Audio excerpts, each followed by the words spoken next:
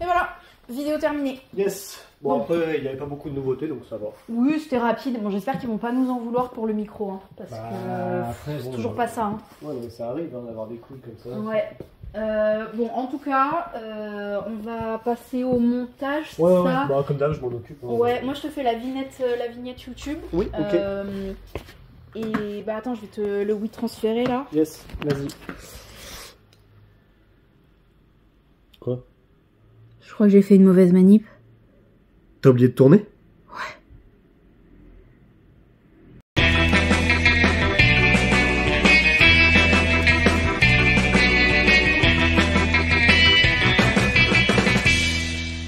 Bonjour, bonjour, bonsoir, bonjour, bonne joueuse, bienvenue dans cette vidéo du vendredi. Salut Alice. Salut. Désolé une fois de plus pour le son, on a encore des problèmes de batterie. Du coup, si vous avez un chargeur, rappelle-moi Alice, LC E17 pour notre pauvre batterie de caméra. Voilà, là on est avec mon pauvre téléphone qui fait comme il peut, ok? Arrêtez voilà. de critiquer. Donc le son va pas être ouf, comme dans l'autre vidéo. Pour ceux qui regardent que la vidéo du vendredi, ça y est, c'était une blague en fait. C'est la première vidéo de l'année 2024. L'année dernière, on avait dit qu'on arrêtait les vidéos du vendredi, mais pour l'année 2023. Voilà. Bonne année d'ailleurs. Et bonne année à vous. On commence tout de suite avec une première annonce sur les retours en stock. C'est le retour en stock de Subterra. Subterra qui a cartonné notamment à Noël entre autres, parce qu'en fait c'est un retour de stock qui est arrivé un peu fin novembre, je crois, début décembre. Même mi-décembre. Mi-décembre. Ouais, il est arrivé okay. très tard. Voilà, bon, en tout cas on a de nouveaux Subterra. Vous l'arrachez très souvent, donc ça y est, on en a à la boutique.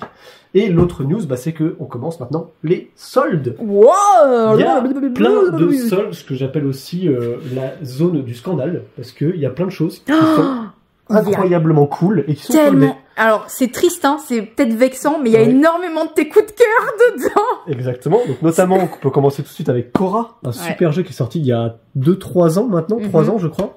Il y avait Extinction aussi, qui était même dans ta vidéo coup de cœur. Extinction qui est très cool. 2 ans Exactement, maintenant. pour les joueurs qui sont fans de Pandemic, si vous voulez renouveler l'expérience de l'Extinction. Ouf. Ça, qu'est-ce que tu es triste, et moi aussi, hein. Ouf. Archeo Society et Scandale, Humanity, non mais scandale, on est tous révoltés. Mais Dungeonology, scandale. On est tous vraiment révoltés. Hein.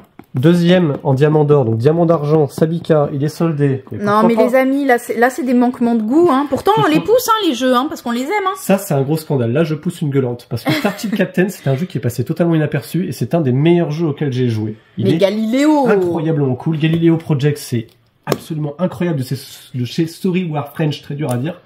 On a Tiwa aussi qui est soldé. On a toutes les extensions de Expédition Ares pour Terraforming Mars. En vrai, il y a plein de trucs. C'est aussi cool. Et aussi parce que il y a des trucs auxquels on croyait tellement qu'on s'est un petit peu emballé sur les commandes et que certes on en a vendu, hein, parce que bon, on recommande des bons jeux, hein, voilà, vous avez du goût, etc. Mais bon. Des fois, on s'est quand même un petit peu trop excité, et là, bah, c'est les surplus de stock. Donc ça, ce sont les nouveautés, on va dire, d'information. Oui, tout à fait. Des nouveautés d'information, donc retour en stock et les soldes. Ah, il y a même une petite offre, alors c'est pas vraiment des soldes, mais c'est une petite promo sur le trône de fer, là, de figurines. Donc voilà, petite promo, pas vraiment solde, mais promo.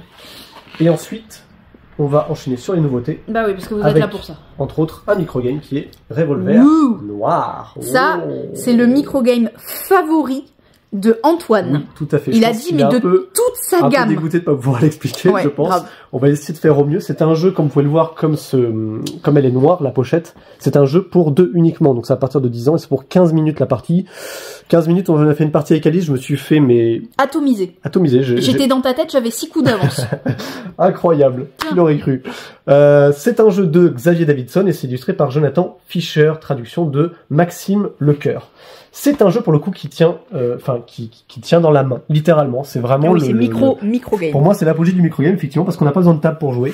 En fait, on a des cartes qui sont de dos comme ceci, en fait, et on a 2 têtes différentes, parce qu'il y a un joueur qui va jouer cet agent-là, et un autre joueur qui va jouer cet agent-là. Et en fait, le but, c'est de débusquer son adversaire, tout simplement. Dans la maison. Dans lequel, en fait, il y a 8 salles différentes.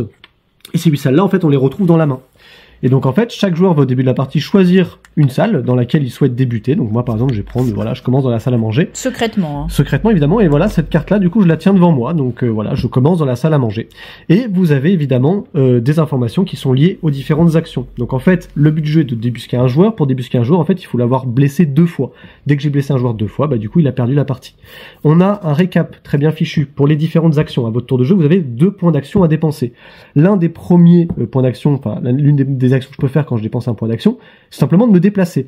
Vous avez un rappel sur les différentes salles qui vous indique justement dans quel lieu vous avez le droit de vous déplacer. C'est super bien fait. Hein. Dans les lieux adjacents. Donc l'avantage c'est qu'on l'a marqué ici, mais pour se repérer aussi ici, on voit qu'effectivement la salle à manger c'est adjacent au foyer, c'est adjacent à la cuisine et c'est également adjacent au sous-sol. Donc je peux très bien dépenser un point d'action pour aller au sous-sol. Donc je vais chercher la carte sous-sol.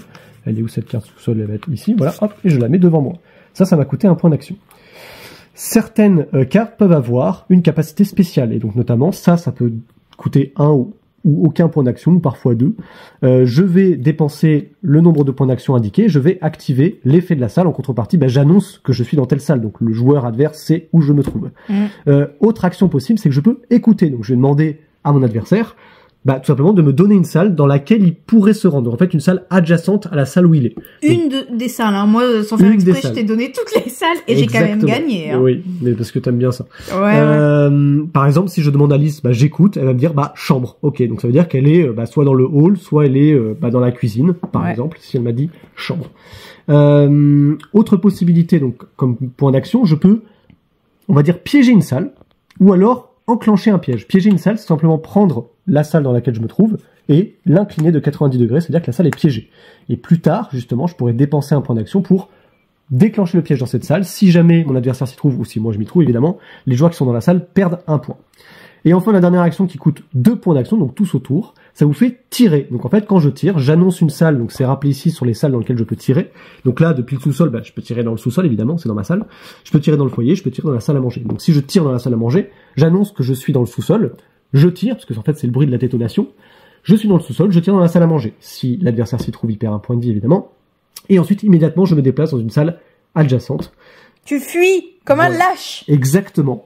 Et vous avez toutes les règles de Revolver Noir. C'est super simple à prendre en main, ça ne prend pas de place. Ça, typiquement, à Cannes, si vous êtes dans une queue et vous attendez des plombes, mais de fou, ça peut complètement je trouve vraiment que c'est l'incarnation du principe du microgame. Mais je pense que vous nous verrez si jamais vous nous voyez au Festival de Cannes. Si vous croisez Alice, Antoine, moi ou même Jeff, peut-être qu'on aura des cartes de Revolver Noir en main. J'adorerais, mais je pense que non, parce qu'on n'a jamais le temps. C'est vrai qu'on n'a jamais le temps. Mais sait-on jamais, si vous avez le temps, et vous aurez toujours le temps de jouer à Revolver Noir, et du coup, j'aime bien ce concept-là. Je trouve qu'en plus, la direction artistique est incroyable parce que finalement, elle est très minimaliste, mais elle est tout de suite très immersive.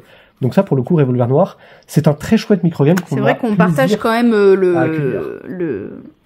la joie de Antoine face à ce jeu. Oui, tout à fait. Très clairement. Très très belle édition Revolver Noir, très belle proposition pour les microgames. Exactement. Attends, là, on change de gabarit. Ah oui, là-bas. Pour le coup, c'est plus du microgame. Ouais. Je vais embarquer une boîte, c'est quoi? Mais non, tiens, regarde, on va faire... Ouais, non, ça a l'air... Ouais. Attention, c'est lourd. C'est lourd. Ouais. Hop. Tac. J'arrive. Voici une petite boîte. C'est pas un microgame. Il y a le microgame juste à côté, le pauvre. From the Moon, qui est un jeu de Johan Goupy avec Gilles Lafargue. Et c'est illustré par Miguel Coimbra, qu'on connaît essentiellement pour Seven Wonders, entre autres, mais il en a fait plein. C'est édité par la boîte de jeu, c'est distribué par BlackRock. C'est un jeu pour 1 à 4 joueurs, donc il y a un mode solo dedans que je ne détaillerai pas, évidemment.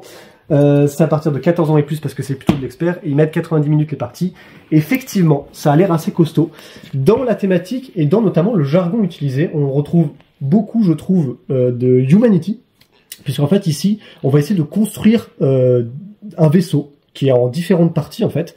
On va pouvoir comme ça réaliser en fait des objectifs qui sont de construction de vaisseaux, et on va avoir un plateau sur lequel on va pouvoir se déplacer avec des rovers, et dans ces rovers là il y aura des personnages. Ces personnages là vous permettront justement de faire différentes actions, d'activer les rovers qui eux permettent de récupérer entre autres des ressources qui servent à la réalisation d'objectifs. Donc on a comme ça un enchaînement de possibilités pour atteindre les objectifs, et quand le vaisseau est entièrement construit, c'est la fin de la partie et on compte les points.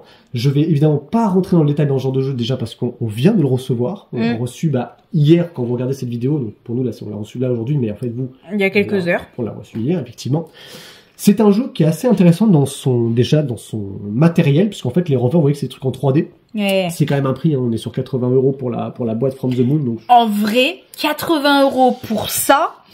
Pour ce qu'il y a dedans, vraiment, c'est très cool. Parce que là, c'est les prix du moment, quoi. C'est voilà. c'est pas avec abusif, le matos qu'il y a dedans, donc on voit les rovers en 3D, et notamment le fait de pouvoir mettre des astronautes dedans jusqu'à 3. C'est trop stylé quand même. Notamment du jeu de gestion de ressources, vous l'aurez compris, de placement d'ouvriers.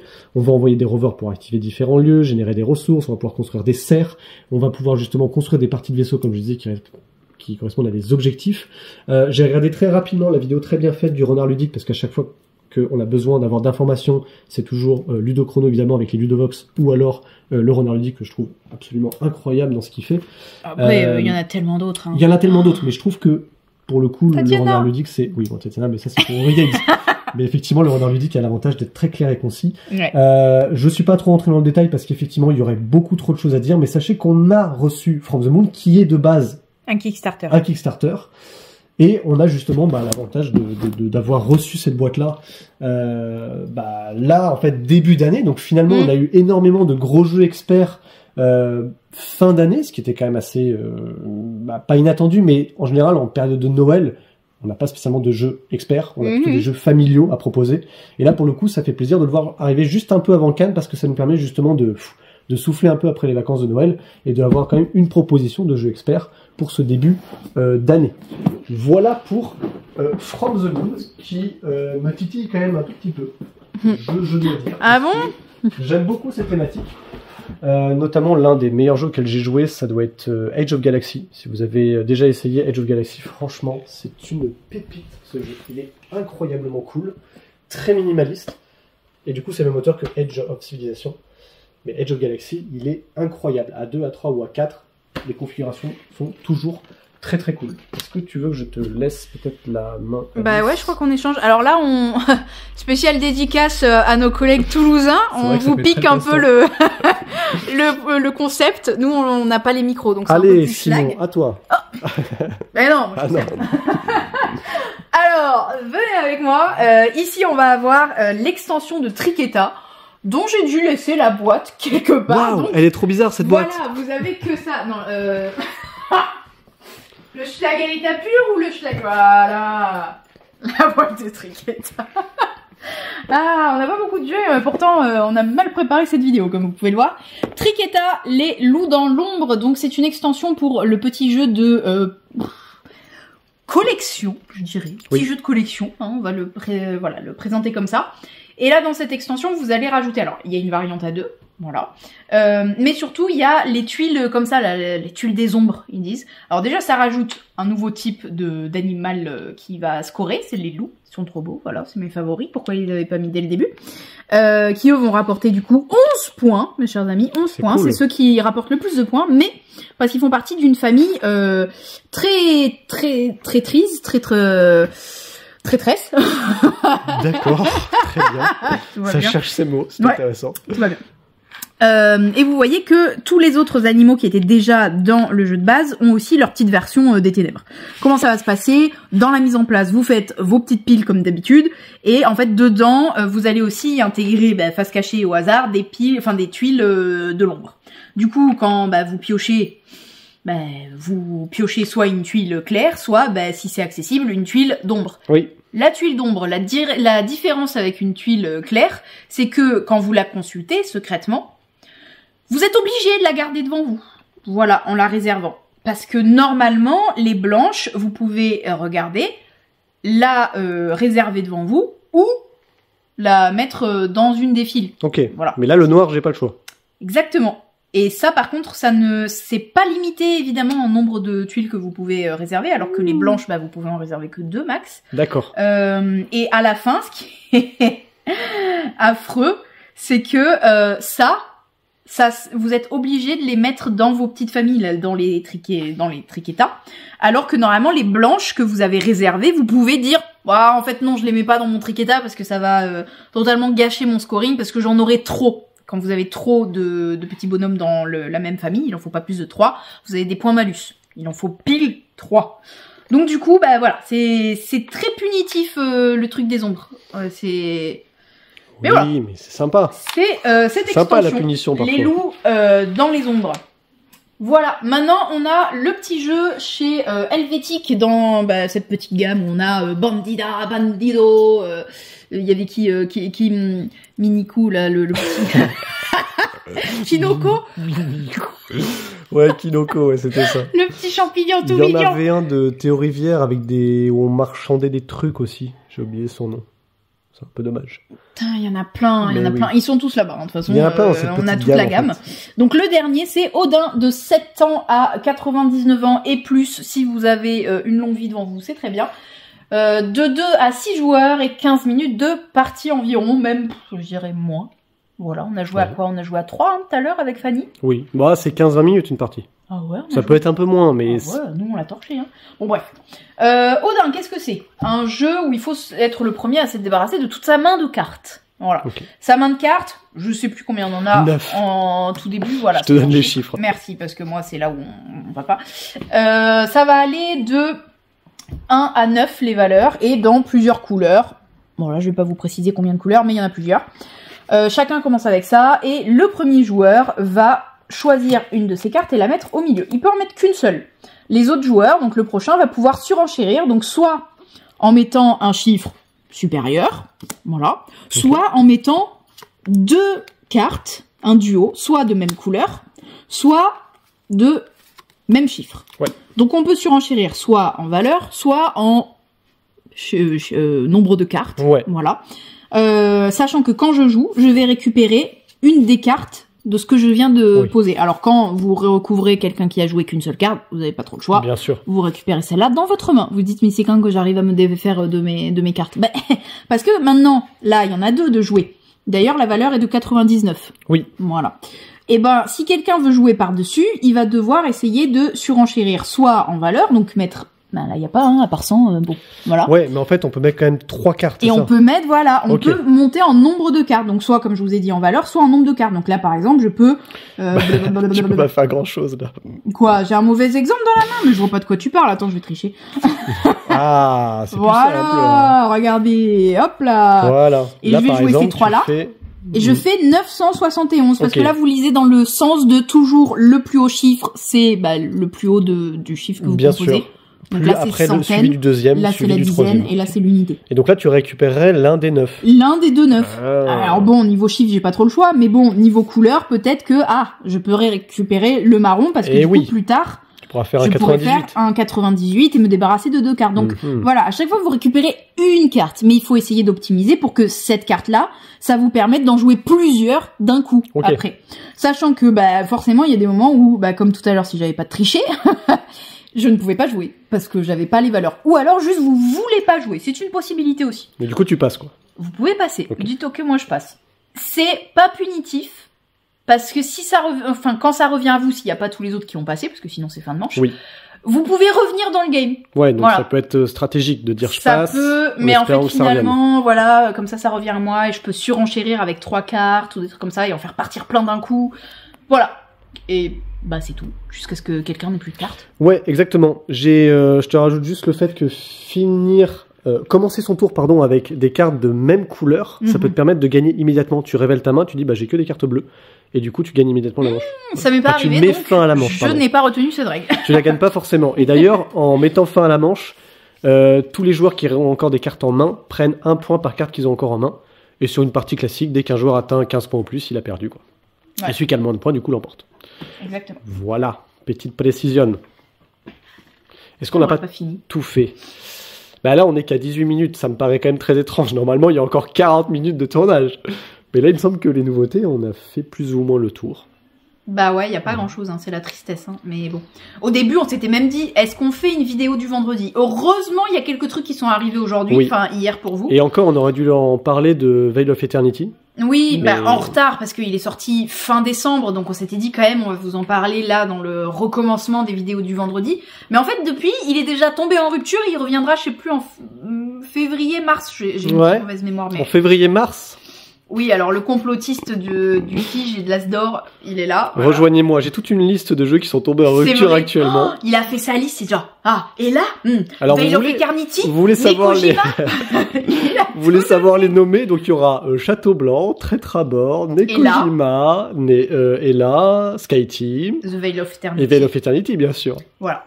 Les garçons voulaient beaucoup vous en parler. Moi, je peux pas dire parce que j'y ai pas joué, mais je sais que les garçons y ont joué, même avec toute notre équipe de renfort, tout le monde y a joué, sauf moi, bien évidemment. Parce que moi, je travaille, bien sûr. Voilà. Nous aussi, hein. Mais du coup, on peut pas vous le présenter parce qu'on a même pas une boîte sous la main. Genre, on a vraiment plus rien, on a plus de stock, c'est finito pipo. Mais bon, sinon, on vous en aurait parlé. Voilà, là vraiment, on est arrivé jusqu'au bout du bout de ce qu'on pouvait vous dire. La semaine prochaine, on sait pas, j'ai pas l'impression non plus qu'il y ait beaucoup de nouveautés. Ça dépend si on a trouvé un chargeur entre temps ou pas. Ah oui, c'est vrai.